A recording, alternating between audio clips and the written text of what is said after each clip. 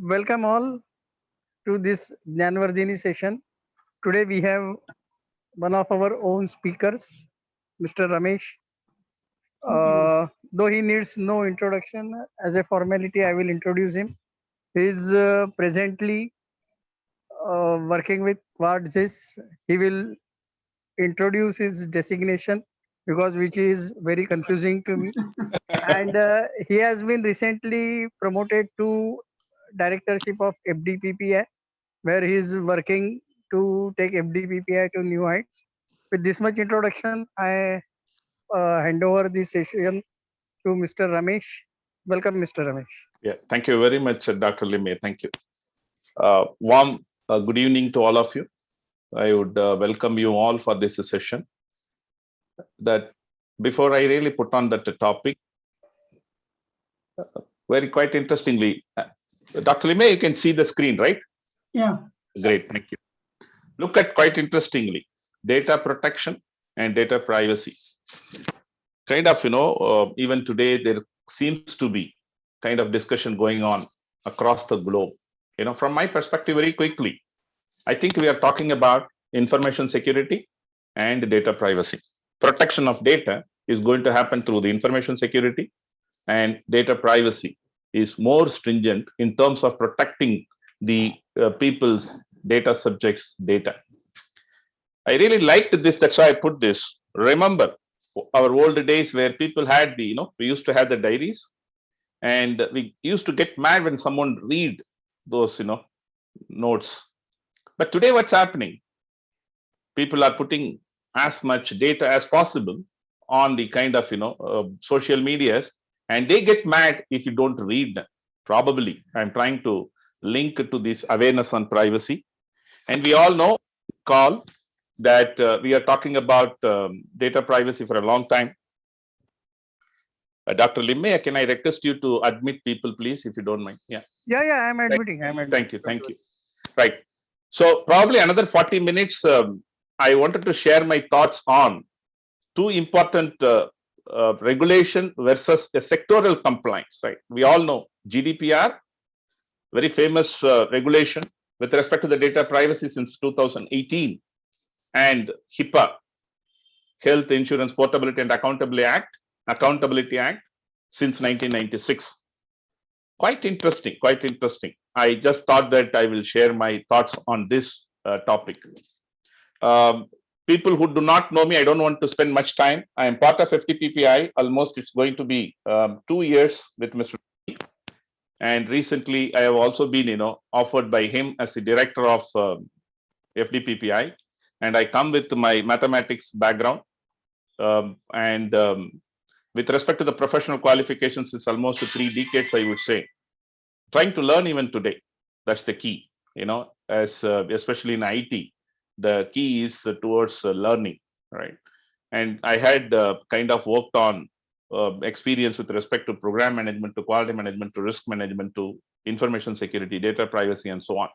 Started my career way back in 1991 at Bangalore, almost 7.5 years with an organization called Aptech, and then moved on to Siemens in India, almost 11.5 years plus.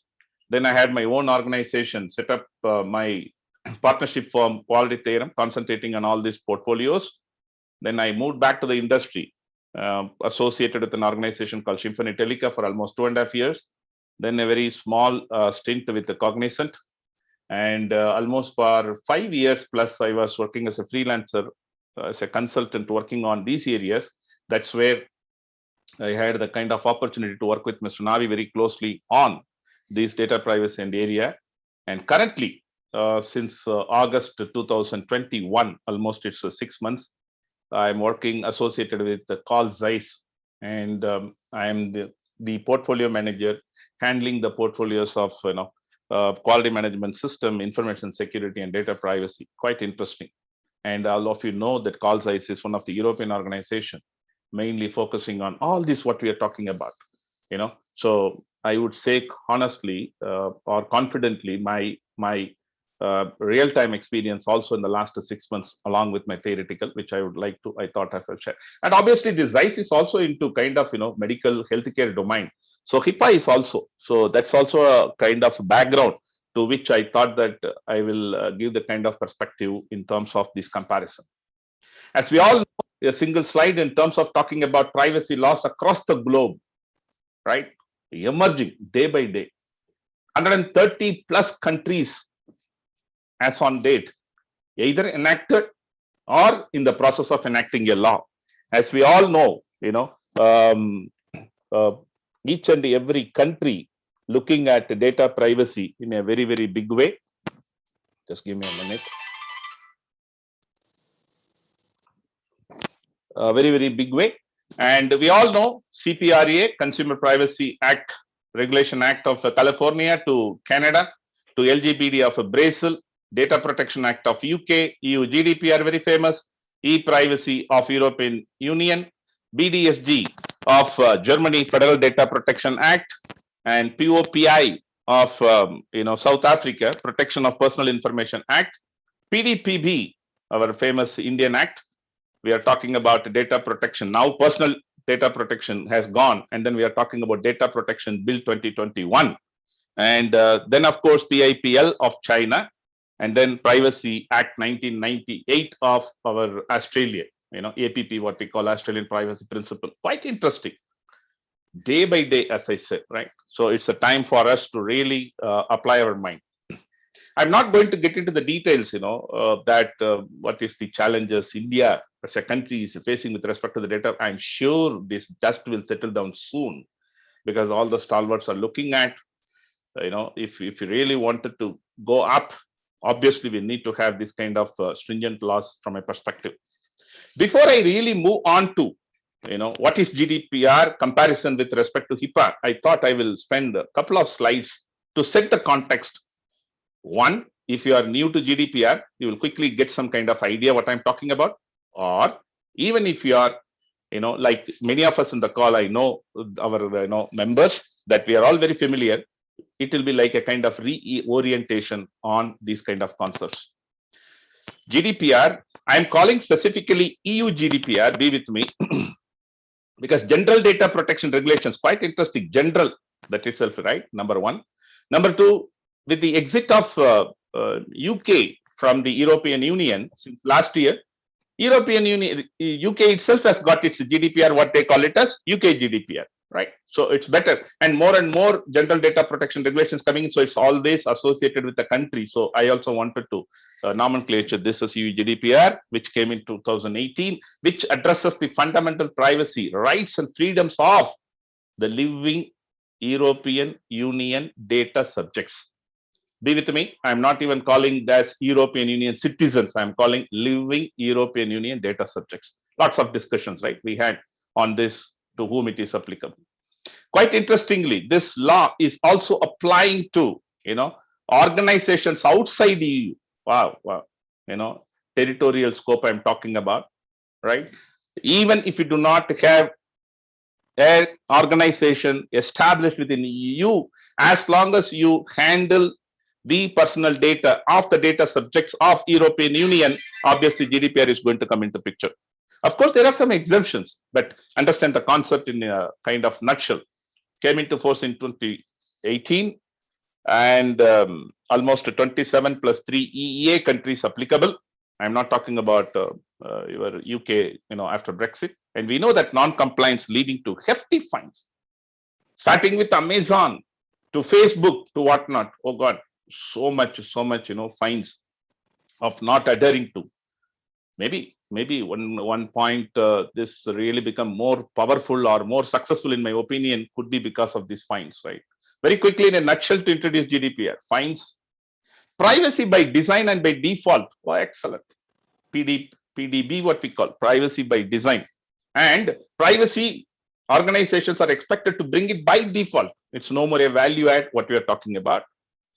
And be with me, except maybe fines and applicability, many of the concepts what you're talking about is almost the same, from CCPA to CDPA to PPA, PDPA of Singapore to PDPB India to GDPR to Australian to New Zealand. Be with me, right? I always say that you try to pick up one law in a very strong way.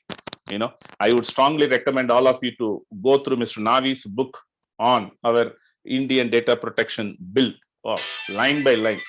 Enough. I think then if I'm going to read another law, obviously I'll be able to quickly absorb myself. Mandatory breach notification, right?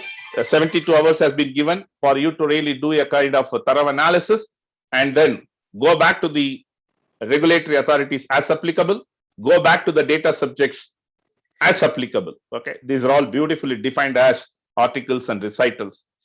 Expanded individual rights in terms of providing, my own access to access my own data, right to be informed. We are talking about privacy notice, taking the consent from me before start processing my data, data portability from one system to another system, profiling, automated profiling. I do have the right in terms of, don't do that, object to the automated profiling, and right to erasure. Quite interesting.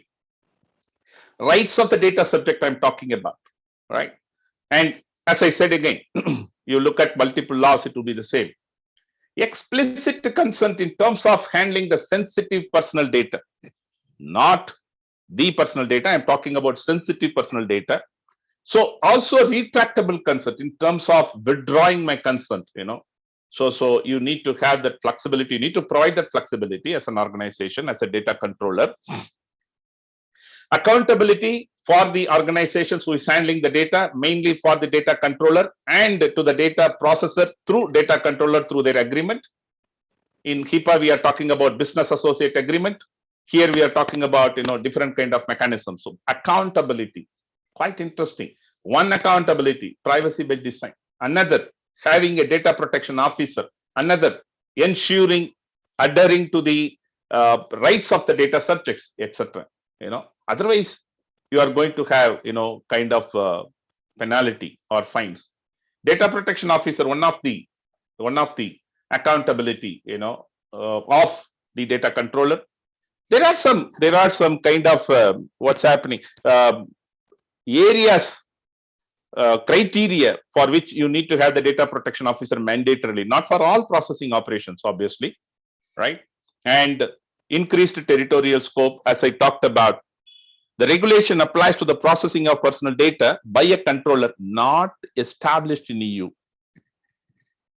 If you are sitting in Bangalore, checking the behavior, monitoring the behavior of the individuals within the European Union, then GDPR coming into picture. Quite interesting.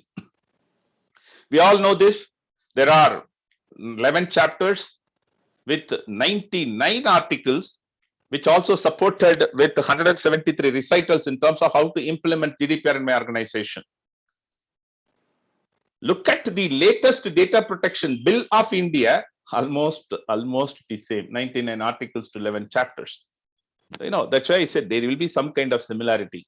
Now, good news is that you and me need to not worry about all the 99. Of course, knowing is not something wrong, but mainly concentrate, try to understand the articles 1 to 50, and of course you and me need to be aware of what is this penalty is all about. From the GDPR perspective, to set the context, what we are talking about as a personal data, simple definition, and this definition holds good for almost all data protection regulations of the laws across the globe. A data through which you can identify a data subject. In India, we call them as data principal or an individual in a simplest way. Simple. Quite interestingly, either directly or indirectly. What do you mean by direct? By name, by national identity or Aadhaar card or your car number. Then these are all called as direct. What do you mean by indirect identifiers? The IP addresses of your system, sex, age, combination of these data. Using this, if I am able to land on a particular individual, identify the particular individual, then those data are going to be called as personal data. Full stop. Any data. We also have sensitive personal data. Quite interesting. Okay. In very important in almost every law, they are talking about protecting, the sensitive personal data in a very, very stringent way. In India data protection bill at this stage, we also have another category called critical personal data. Of course, they are yet to define what is the definition of critical personal data. So what's going to happen, in my opinion, the measures what you are talking about in protecting this data is going to be varying. That's all, right? Of course, you may be having a common measures, the technical, organizational, administrative measures to protect all the data. But if you are handling a sensitive personal data of any of these health data, sexual life of an individual, sexual orientation, biometric data, wow, airports, yeah, very important. Your retina scanning, biometric, intersex status, transgender status, genetic data, and etc. And to handle, to process the sensitive data, of course, you need to have a kind of, registration with the kind of regulatory authority coming up. All these things. In GDPR, it's already existing. Having said about GDPR, let's move on HIPAA to understand what's HIPAA. HIPAA, as we all know, Health Insurance Portability and Accountability Act since 1996. Trust me, gone through multiple times. HIPAA, a very kind of stringent process, very sectoral law, applicable only to the healthcare environment, full stop. Okay. And it provides what it takes care of. It's a national law in US, it's a federal law. It takes care of the data privacy and security provisions for what? Protecting, safeguarding the patient's health information, PHI. If you had followed me in the 2 slides back, I talked about PII, personally identifiable information, which is GDPR, which is our Indian law. Wherein HIPAA, we are talking about PHI, protected health information. And another version we have EPHI, stands for electronic protected health information, EPHI. That's all. Any data related to the data subject of healthcare. That's all. Health related data. It's also, this particular law came in mind along with the safeguarding the privacy and security. It also talked about improving the portability and the continuity of the healthcare plans of the US citizens, because the healthcare, the plan itself is a legal right of the US citizens. And it is to, the goal of this particular law is to, along with other things, I will concentrate here, protect the confidentiality and security of the healthcare information of the patients, data subjects. The 3 important components what HIPAA talks about is these 3: administrative safeguard, technical safeguard, and physical safeguard. Be with me. If you are clear on these 3 definitions, we will be successful in terms of implementing, identifying the controls.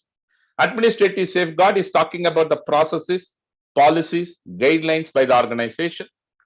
Physical security, obviously, it is talking about in terms of control, who can come into my facility, who has got the access, access control we are talking about. Of course, environmental security in terms of other stuffs like maintenance of equipments, proactive maintenance, etc. And technical safeguards in terms of protecting and safeguarding this, from the safeguarding the data or the assets from threats and vulnerabilities, what we are talking about today, right? Firewall as an example. And as I said, portability is one of the US employees' legal right, and hence organization need to concentrate on this HIPAA. Quite interesting. HIPAA came out with the 2 important rules. As I said, it is to maintain, adhere to, complying to security and privacy of the data subject. These 2 did not come at the same time. As we all know, one came in 2000, this HIPAA privacy rule, and security rule came after 3 years, 2003. Privacy rule addressing the individual's PHI, protected health information, while the data in store, while it is in archive, and when it is in transit, over the network.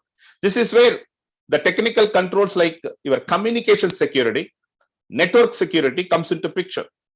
What kind of secured protocol we are using from one place to another place?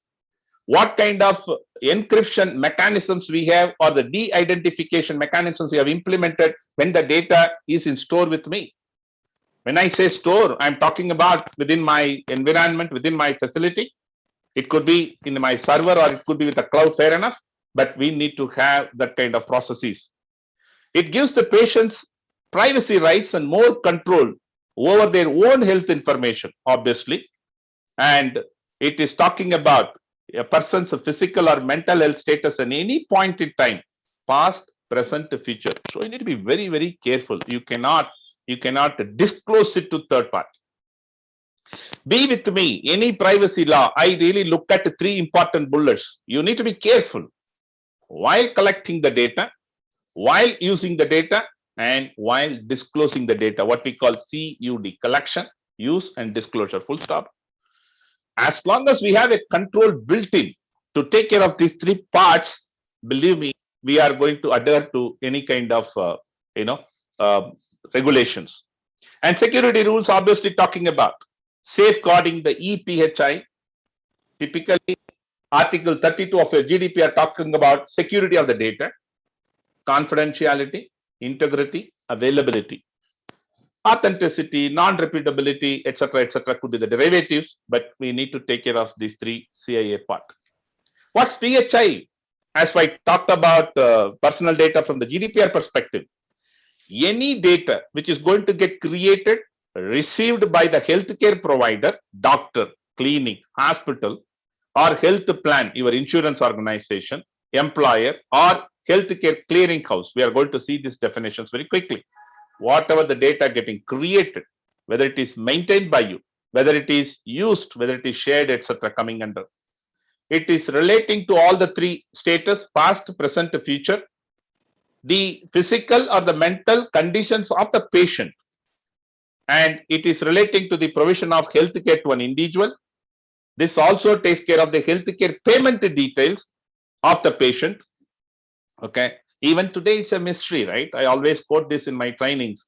What had happened to Madam Jayalalitha in Tamil Nadu for 76 days in Apollo Hospital? They had kept that one commission with the judge, retired Justice, Arumuga Swami. It's going on. God only knows. And today we come to know here and there, whether it is a factual information or it's a rumor, you and me don't know, that Apollo hospitals, all the CCTV cameras have been shut down, when that madam was taken inside. So we do not know. So, but what I'm trying to say, we need to protect this data. HIPAA is expecting. What kind of data? Any data. Invoice, appointment date, times, lab results, your physical record, documentation of the patient, anything is very important. PHI, the last bullet in the previous slide, it talks about patient identifiers, right? So from the HIPAA, what are the patient identifiers? It's simply, there are around 18 identifiers. Be with me. You as an organization, if you are handling any of these PHI identifier, be careful. You as a covered entity in US, or you as a business associate sitting in Bangalore or Pune, anywhere in India, we need to be careful about HIPAA. So I thought that, before I move on further, the slide with respect to the what kind of risks with respect to HIPAA, the security, safeguarding and protecting of the data, or the privacy issues of an individual without realizing, disclosing the data to somebody, you are going to be in trouble. Potentially vulnerable to the hacking, obviously it's one of the risks. Data can be lost or destroyed, be careful, that's where that backup. Restoration, we need to have a strong process. Inaccurate paper to computer transmission, obviously. Data portability we are talking about, and cost of treatment error with respect to the device if you are going to use anything. Now, I'll try to help you why I put this slide here before I move on to the comparison. I have a slide with respect to the latest breaches with respect to HIPAA in January 2022. Quite interesting, right? Coming to our main topic, some of the important bullets I'm trying to compare here. What is the scope of GDPR? It sets the compliance standards as a best practice for the organization, correct? And there are 99 articles I talked about. Article 2 and 3 talks about, 2 talks about material scope and 3 talks about territorial scope, right? Clearly it identifies the best practices to take care of, wherein HIPAA providing this kind of security rule and privacy rule as a standard for somebody called covered entities and somebody called business associates. When you say covered entities, there are 3 guys we need to be aware of. One is healthcare providers, as I said earlier, doctors, clinics, psychologists, etc. Health insurance companies and healthcare clearing houses. Who is helping you, helping them? And business associates, a typical definition like your data processor in GDPR. That's all, business associates, who is going to work on behalf of a covered entity from US, right? Same thing. Of course, in GDPR, we say that it is the responsibility of the data controller to provide an agreement, standard instructions, written instruction to the data processor. The same thing we are talking about, business associate agreement, BAA. Applicability of the regulation, we already talked about it, extended jurisdiction, territorial scope. You need not have an organization, corporate entity established in US. You may sitting in Bangalore or US. If you are handling, the data of the European Union data subjects, then GDPR coming into picture. And it applies to any data controllers, data controller, data processor, sub-processor, different roles like regulatory authority, supervisory authority, etc. That article 24 to 43 beautifully identifies the roles and responsibilities we need to be aware of. It applies broadly to any organization engaged in processing of the personal data of the use data subjects in a very top level, I would like to. Where in HIPAA, as I said, HIPAA regulates the use, disclosure, and protection of protected health information, PHI we are talking about.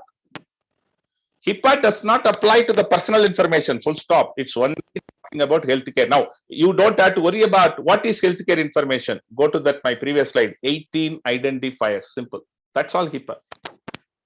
And not for profit entities, GDPR allows you to, EU GDPR allows the organizations which is not for profit to process the personal data of their members, their previous members, like a trade union or an association we have, right? As long as the provision, very careful, provided the processing relates to its own members and provided there is no disclosure to a third party without consent. Quite interesting. We have the societies, right? Bangalore also had now last 20 plus years, big societies have come in, and we have the all the data available within the society. Somebody is handling, there is a tool, and many organizations claiming that they are all GDPR compliant, etc. Be careful if you are going to, because today in the societies there are lots of foreigners also sitting in, right? Their data, whether it is an European or etc. We need to be careful. There is no such exemption or exception under HIPAA. It's not very simple. Okay, HIPAA is very stringent. As long as you are handling the PHI data, it is applicable. Regulated data, here we are talking about all the personal data, including the sensitive personal data from the Indian PDPP perspective, including the critical personal data coming as a regulated data. Wherein in HIPAA, we are talking about PHI as the regulated data. Full stop. Right? In GDPR, protected data, we are talking about any data, personal data, sensitive data, any data which can be related to an individual is protected, wherein HIPAA, the health data, simple, right? That 18 identifies what we talked about. When we talk about privacy rights, articles 12 to 23, beautifully addressing the rights of the data subjects, what rights they have with respect to the law. Right to be informed, first thing, before collecting the data, ensure that you give a notice to them, privacy notice, what we call. Informed decisions, right? Before you start using his data or her data. So this is where we say, why are you collecting the data? What is the purpose of collecting the data? Are you going to share the data with any third party? If yes, who is the third party? How long you are going to retain the data? All these things, right? You need to be really giving them the notice. You need to give the provision to rectify his own records, provision to access his or her personal data, right to be forgotten, or provision to delete his or her own data, Right to restrict the processing of the data, especially if you are using any kind of automated processing. I will be able to tell you, or even for the marketing, I should be able to give up, hey, don't use my data for any kind of marketing purpose or any kind of benchmarking purpose, for example, analysis of my data, exclude my data, I can say so. Right to data portability from one vendor to another vendor, and right to revoke, retractable consent, what we talked about. At any point, I should be able to withdraw the consent without any additional penalty, fine, etc. None of these rights can be linked to these services what you're trying to provide to me as an organization. No, you cannot. Be careful. Okay. That's why there are lots of discussions now how the organizations will be able to, can I say to you, go to your bank while opening an account, can I say, no, I don't want to give my home address? No, it is impossible, because on that purpose it is needed, and hence you need to provide. So organizations need to clearly explain to them right to be informed. Wherein with respect to HIPAA, very simple. These rights are covered under the consent and portability. What it talks about: right to access my own data, right to update my own data, right? Or right to transfer the information from one place to another place, obviously. Portability. Right to erasure, very important bullet, right? Right to erasure. I need to have an access to delete my own data. Again, we discussed it many case studies, right? As an employee of Carl Zeiss, do I have the right to ask my HR to delete my data when I am inside the organization, or when I'm going to really go out tomorrow? Do I have? No. Hold on. The local law comes into picture. The organizational policies and procedure comes into picture. Now, what is the accountability? What we talked about of the organization is to safeguard my data as long as it is there under control in store or in transit, right? Right to erasure, very important. Same thing, HIPAA 2 provides this options in terms of, for making corrections of my own data, obviously. And defense of legal claims or judicial proceedings. GDPR, EU GDPR permits processing which is necessary for exercising or defense of legal claims. Obviously, it gives you the kind of privilege, you can process the data. Here in HIPAA, defending against the legal claims would be considered a permissible operations activity under HIPAA, right? HIPAA also gives you permits the disclosure of PHI in the course of proceedings. So, in the case of legal, obviously, both allows you to process the personal data or PHI. Explicit consent is a must, mandatory when you are handling the sensitive data. Very important. Healthcare data, right? Health data comes under the sensitive data, even in GDPR. And there is a separate Article 9 which it talks about, right? Processing of special categories of personal data.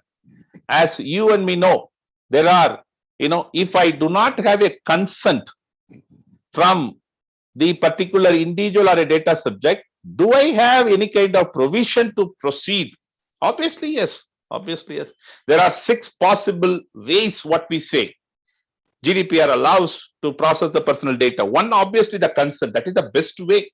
And we all say that in almost all our trainings and literatures, go for an explicit consent. Don't assume anything.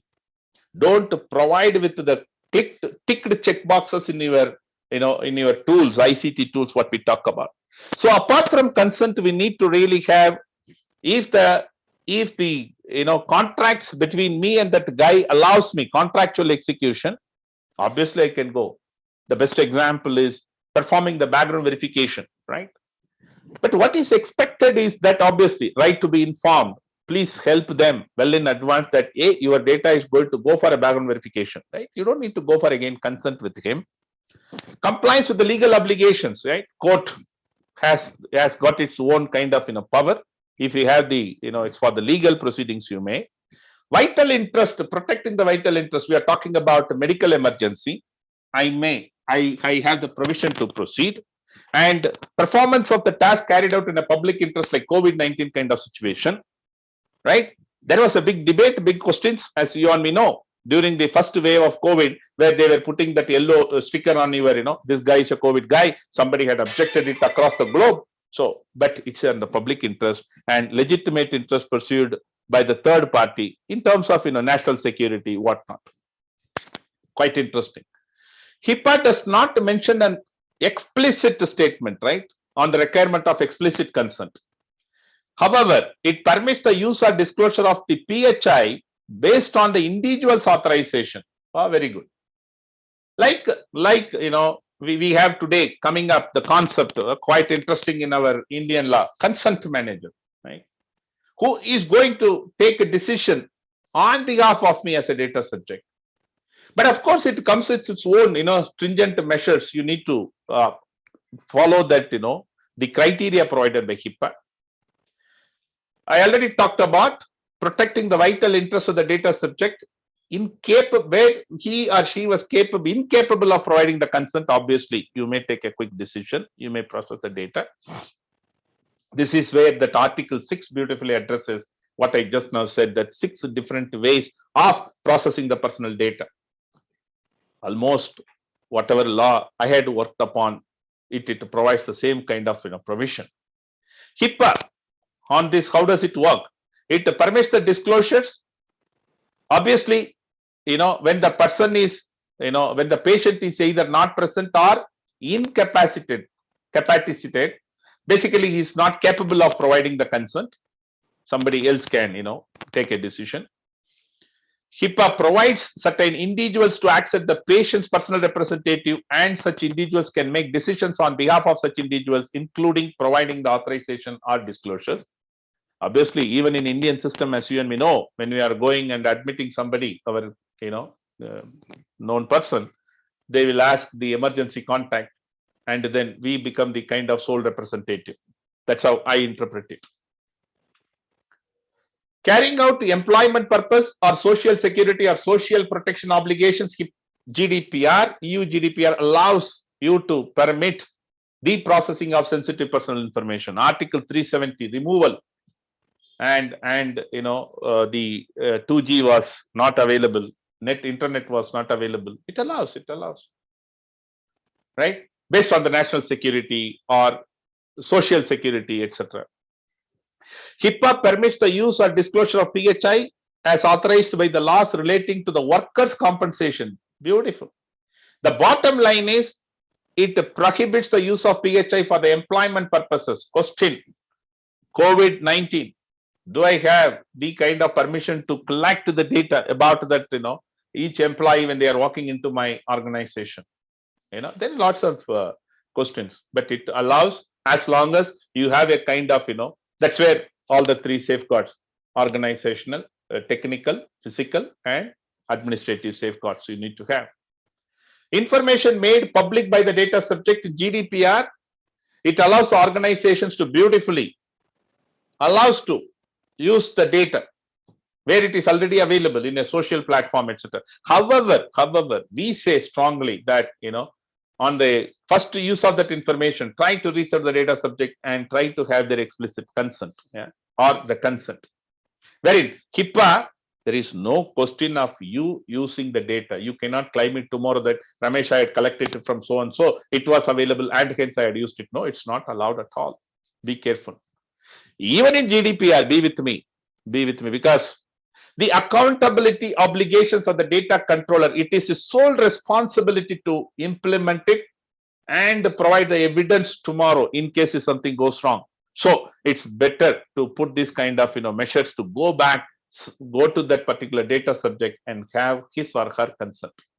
For research purpose, both the laws, the regulations as well as HIPAA allows you to use the data with the condition, look at it, subject to appropriate safeguards. Make sure that whatever, you have the technical controls in terms of preventing the data leakage, implementing the de-identification measures, whatever you have, all these things are very, very important. Even here, subject to strict restrictions, be careful. It's allowed, but otherwise, if you are using the data for a research purpose. Quite interesting. Coming to the important bullet, privacy or data protection officer, one of the important role across the globe, all of a sudden, last 5 years plus, lots of role on this is coming up. With respect to GDPR, data protection officer is not mandated for all kind of processing. It comes out with the three important area wherein data protection officer is mandatory. One, if your organization is a public authority organization, like your BBMP in Bangalore, where you are collecting the large amount of data, obviously you need to have. If your organization is responsible in terms of large scale regular monitoring of, for example, your traffic, where you have CCTV cameras, you are tracking somebody's movement, then DPO is mandatory from GDPR perspective. If your organization is handling large scale special data categories, sensitive data, be with me, DPO is mandatory. Airports, today biometric data. So you need to have a DPO mandatory in these three cases. Article 37 to 39 beautifully addresses the criteria situation in where you need to have a DPO. Who could be the DPO? The skills, competence required by that particular role to execute that, all are getting addressed as part of 37 to 39. Wherein HIPAA beautifully says that it is mandating the roles like privacy officer and a data security officer. Quite interesting. They need to have a formal role and approved by none less than the top management. Security of the data. Again, I think Article 32 is addressing what I talked about. The important bullets like our, confidentiality, integrity, availability. Always the question, when you say technical measures, people, I look at it this way, coming from the information security, data privacy, business continuity aspects. Ideally, that organization need to look at the first important is ensuring the proper access controls. Believe me, that's where lots and lots of, ransomware attacks today is becoming more prominent, right, across globe. Why? Access control is the problem. Need to implement certain important measures, technical measures like pseudonymization.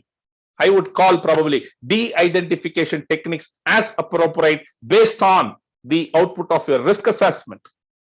So organization need to look at this. Encryption of the data when it is in store, ensure that quite interesting. Almost all the laws gives you the kind of benefit of doubt to the organizations. Okay, today we know it is with all the stringent measures. I'm going to show the slide. In January 2022 alone, what kind of data breaches have happened in US? 1996, and we are in 2022. Almost, around 26 years. Still we have gaps. Gaps are going to happen. As Bhagavad Gita said, as long as you are a human being, you are bound to commit a mistake. I'm trying to correlate this with respect to the hackers concept. Yeah. Hacking is going to happen. Ransomware is going to happen. Now, what is interesting, these laws coming back, trying to help you, as long as you have implemented some kind of strong technical measures, you are not going to be penalized.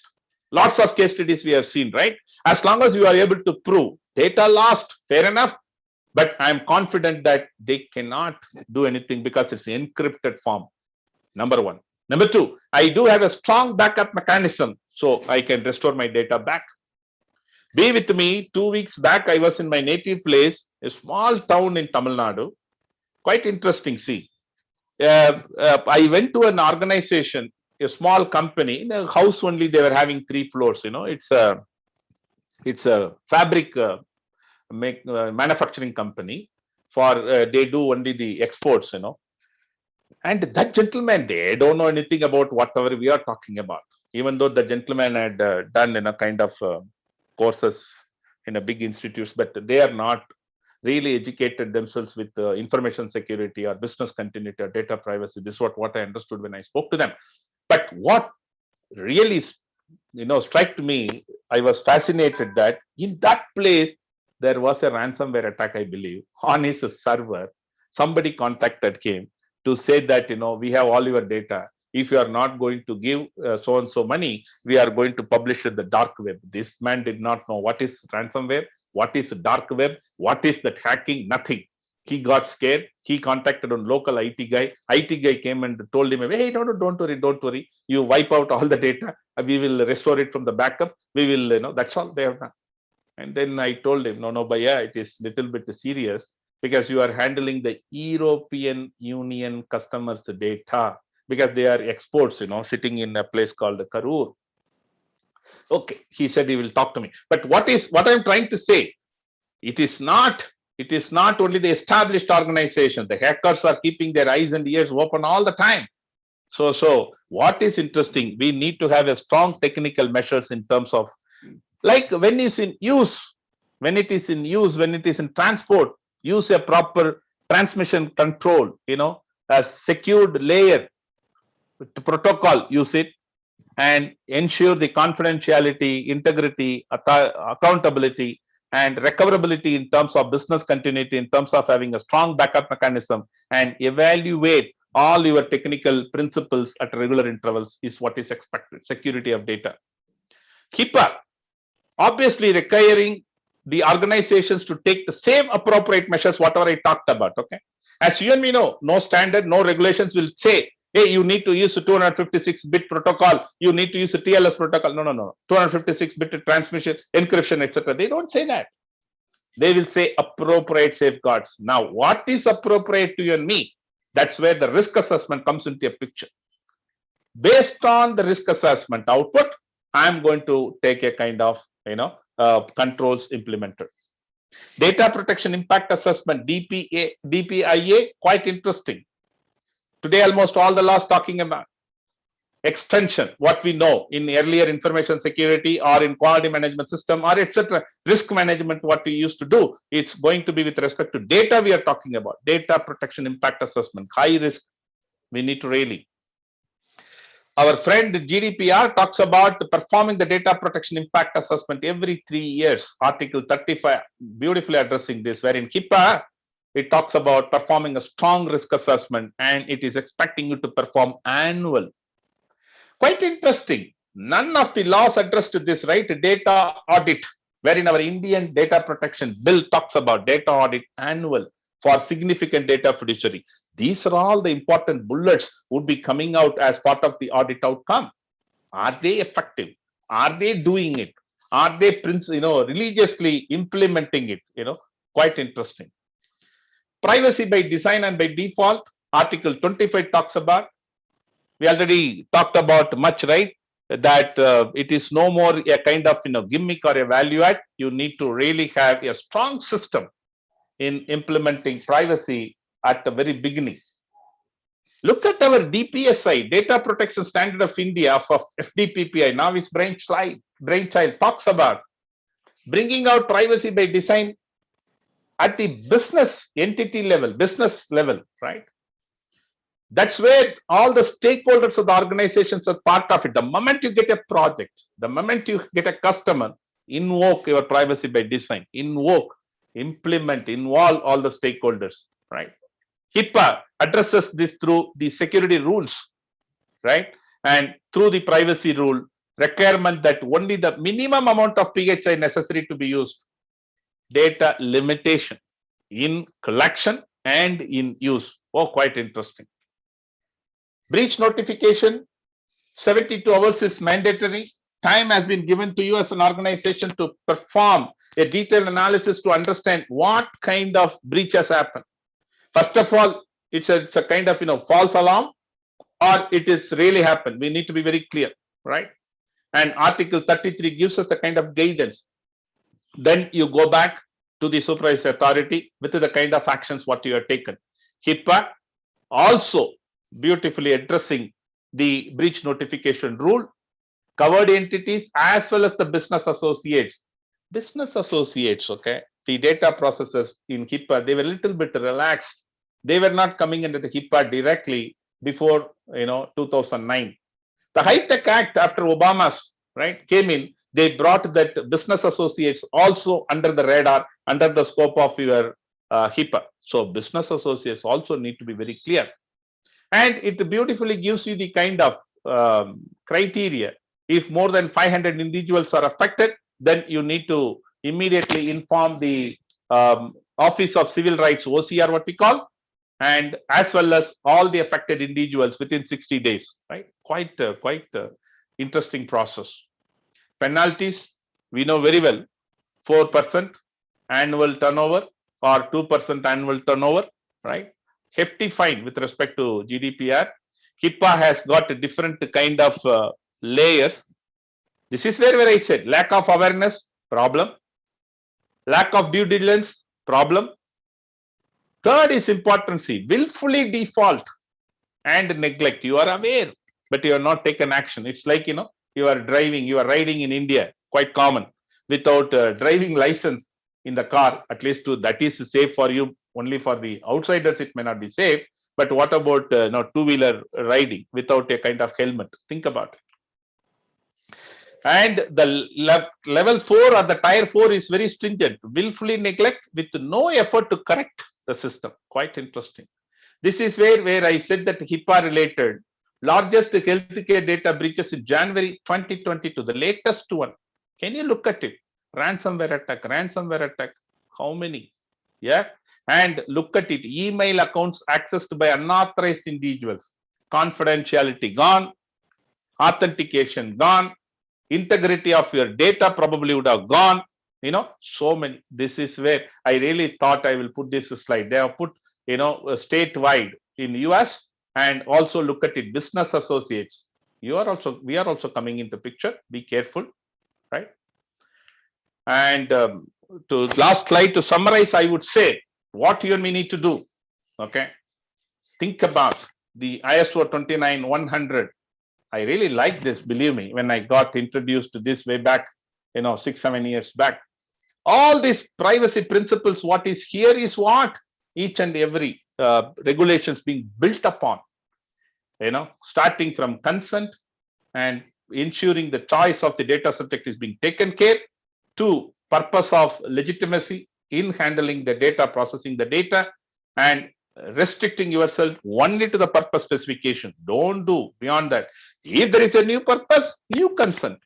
Collection limitation, collect only the data what is bare minimum required. Use the data only what is required. Use retention and disclosure. Think twice. It's no more sending one email. Oops, I sent you wrong. No. Think. Take your time. Be careful, because each one is going to constitute with respect to breach. Ensuring the data quality is being maintained, data accuracy of the data subjects is going to be maintained, because if your algorithm is going to take certain decisions based on the data, you are probably discriminating the data subject if you do not have the latest or updated data. Openness, transparency in dealing with the data subject, ensuring the privacy notice is going to be to the core, and individual participation and access in providing the data subjects rights so that they can come in.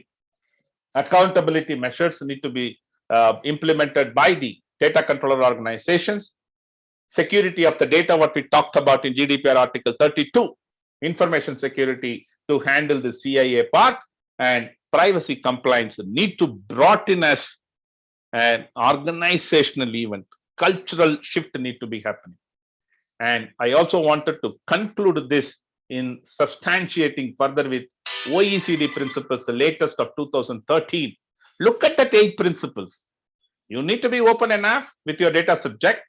You need to have a strong accountability, and you need to collect the data only what is required for that purpose, and don't use the data for any other purpose than for what you have collected, and ensure that purpose is being specified to the data subject before collecting, which is related to your openness. Ensure the proper security safeguards are implemented, and ensure the data quality in terms of its accuracy and completeness is available, and allow the data subject to participate in terms of correcting the data of their own data or deleting the data or withdraw the consent. Beautiful. This OECD principles. I would summarize as an organization, whether you work on HIPAA or work on GDPR or going to be our upcoming Indian law, ensure that we implement all these things. And I would like to leave a thought here that with all of us, probably privacy is just coming up. And kind of country like India, I don't want to sound negative at the end. Look at the kind of turmoil. Look at the kind of negative discussions, what's floating. Do we need? I think it's time for people like us, privacy professionals from the esteemed organizations like FTPPI to stand unite and then say, yes, privacy is going to be the order of the day. And with this, I would like to thank each one of you for your patience hearing, and absolutely feel free if there is any specific question. I will give a rider here. If I'm able to answer, I'm answering. Otherwise, our guru, Mr. Navi, is always there. Yeah. Thank you very much, all of you, team. Any specific? Ramesh sir, one question. Subraidu. Yes, sir. Yes, sir. Hey, is there any explicit provision in HIPAA which prohibits the cross-border transfer of PHI? Okay. Because I don't know, there's this notion that I heard very frequently that, and most BPOs, they access data which is residing in the US itself. So is there any legal section provision in HIPAA? As far as I know, the business associate agreement plays a vital role, correct? Which is the standard agreement between them. Okay. And as long as you are taking care of that part, that's where whatever I talked about the technical controls implemented correctly, I don't see any problem. Because we also worked with the organizations where in India, they are in HIPAA, and many of the BPO organizations here whom we have encountered, they all have access to their customer site where the servers are sitting in, especially with the cloud today, right? So there is no problem per se. I don't think the data is going to reside in your laptop, in your desktop over here, number one. Number two, what we have experienced is saying that a dump terminal is being provided to our guys here, what we call, right, thin client. And then you log into that, and then you are landing in there.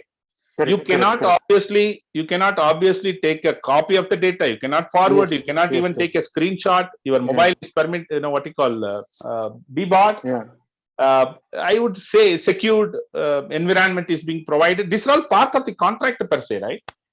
But does the law prevent, sir, if the data cannot leave the US? Mr. Subraidu, HIPAA is actually a prescriptive law, and there are 52 security rules applicable to EPHI. It does not contain the cross-border transfer restrictions. Right. So it is very clear that it is not there. Other 52 things, whatever is available, which includes security in transmission, security in storage, that will be there. Even if the business associate, when the term again business associate should be restricted to a company or an organization within the US jurisdiction. Everybody else should be called a subcontractor, because the jurisdiction of the HIPAA authorities cannot be directly on the Indian company.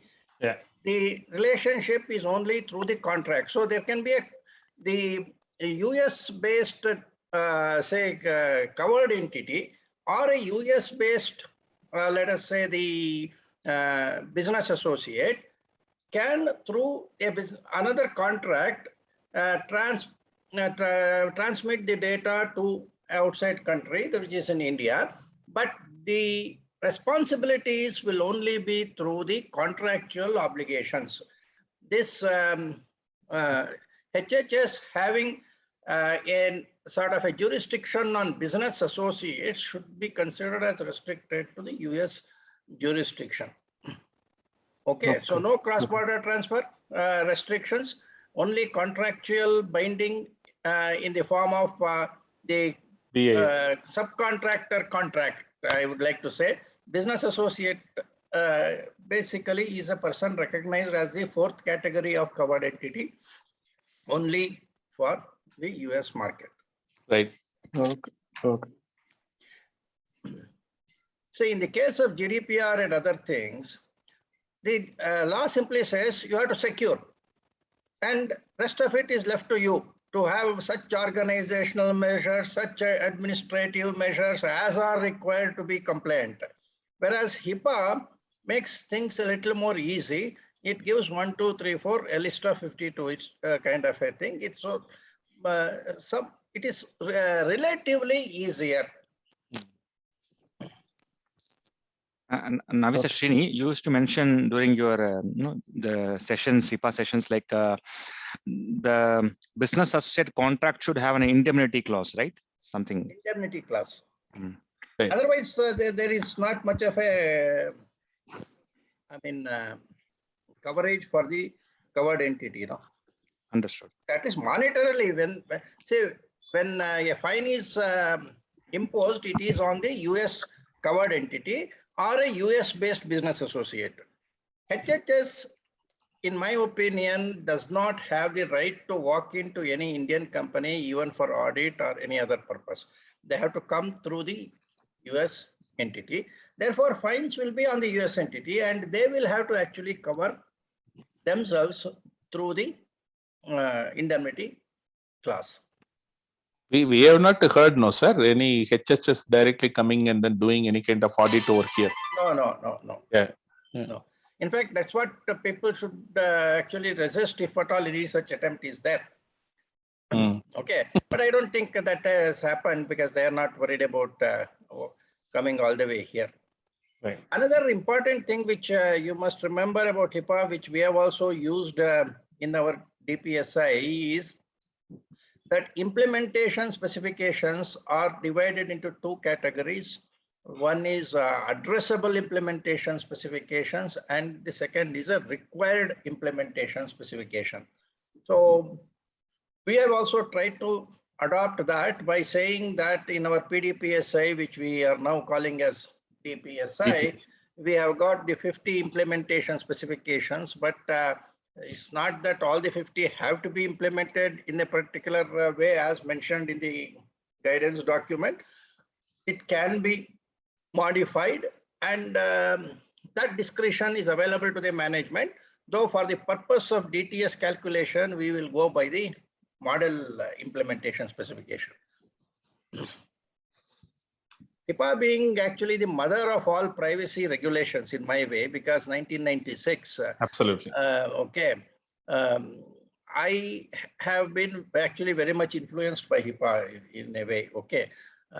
Though thoughts have expanded more in the later years, at the base of many of our thinking, HIPAA still remains a good thing to look back. And another thing about HIPAA is it has considered privacy rules and security rules as two different things. And actually, it has asked for a privacy compliance manager and a security compliance manager as two individuals who have to be separate, and there should be no conflict. So many of the Indian entities, because their operations are not very big, we sometimes allow them to have one HIPAA compliance officer who tries to take both. Otherwise, security compliance officer has to be an IS person. The privacy compliance officer must be a different kind of a person, normally from the HR and other areas. Yes. India has got this EHR guidelines from the Ministry of Health, which has adopted almost all aspects of HIPAA, including the technology standards, privacy, security, and also technology standardization. All have been used in our electronic health records, which are more or less considered a guideline to the government hospitals, whereas private sector are still talking of HIPAA compliance. Many people approach us for HIPAA compliance. So half the time we have to tell them that don't worry much about HIPAA compliance because HIPAA is not applicable here. But still, that has become a standard. Like GDPR has become a standard in general for privacy. HIPAA is a standard, at least in the health industry. So many hospitals in India, private sector hospitals, do have privacy, HIPAA compliance certifications. And that is something which they feel is useful when an international client asks them about it. Yeah, good, Ramesh. Actually, just to elicit some more thoughts about this HIPAA. Otherwise, we are tending to forget HIPAA actually and talk more about other things. Yes. But the sectoral law is the concept which started from the US. And it was successful, but now people are replacing this with the cross-functional law, like the CCPA or whatever is that. So, and even earlier also, this HIPAA, it was a central law, that is federal law in US, and there were state laws. And people used to say that whichever is higher, more stringent should be applied if there is a conflict. Yeah, Kodanram has got something to say. Except I had a very useful evening. Without studying, I got a lot of inputs from two doyens and Limaye and all that. It's always good. That's a gain for me. It's always good to re-look at some of these things. Yeah. And when you compare, you also have an opportunity to think what was the thought process in that, what was the thought process here. Right. Yeah. Unfortunately, I'm not getting time. I'm assimilating by your talks, my own perception, so that when I get free, I can just enjoy that reading plus this and come out with something essential. That's and HIPAA PHI security is applicable for 50 years after the death. Correct. Okay. Yeah. Good. Any other questions? Ramesh, Navis Srini here. Yeah. Yeah, Srini. Maybe anyone can answer. Just for my understanding, Ramesh, when you projected the level 3 and level 4, what is the subtle difference over there? Like on the we said no. One is that that the last one is you were aware of, but you did not take any action per se. Okay. In the level 3, we are not aware. You are saying. Yeah. And still we are negligent, right? In both cases, we are negligent. Correct.